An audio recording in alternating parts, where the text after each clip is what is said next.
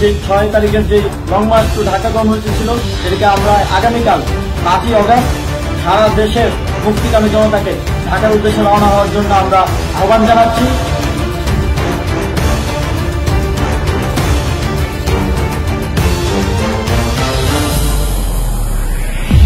বন্ধুগণ, আপনারা March two ঢাকায় অংশগ্রহণ করতে যারা ঢাকায় এসেছেন এবং ঢাকায় যারা আন্দোলনকারী বিভিন্ন জায়গায় আছেন, আপনারা সবাই শাহবাগে আসুন, শাহবাগে জড়ো হন।